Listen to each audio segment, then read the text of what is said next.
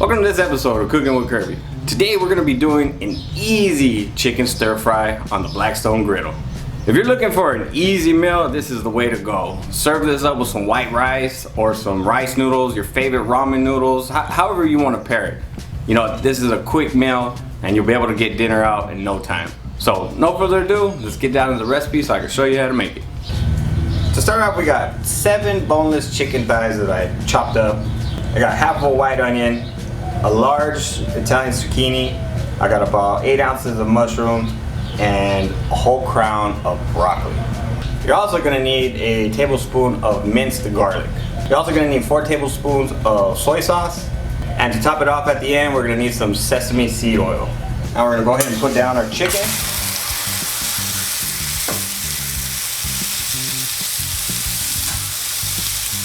Now we're going to go ahead and add our soy sauce.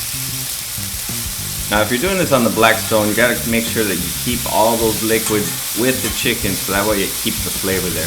If you're doing this on a wok or a pan, you should be okay because you'll be able to keep the liquids there. Now season with salt and pepper.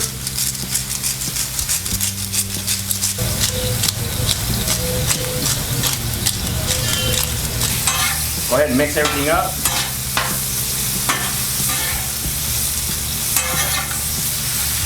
Now we're going to go ahead and add in our garlic. Now you want to make sure that you distribute the garlic through the chicken evenly so that way the chicken gets a good garlic flavor. Now I'm starting to get really good smells coming from my Blackstone. So we're going to let this cook for about 4 to 5 minutes. Give it a toss here and there.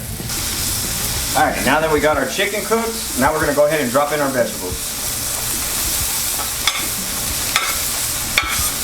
Once you get the vegetables in there, it cooks really fast. You're using high heat, so you'll have these vegetables cooked down in about 2 minutes.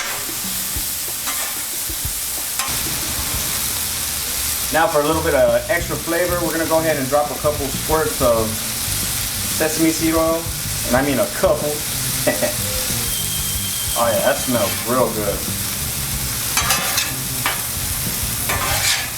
I'll leave the full recipe in the video description, so go ahead and click the link and it'll take you to cookingwithkirby.com to get the full recipe. Once you get the vegetables in there, it cooks really fast. Just go ahead and keep turning it.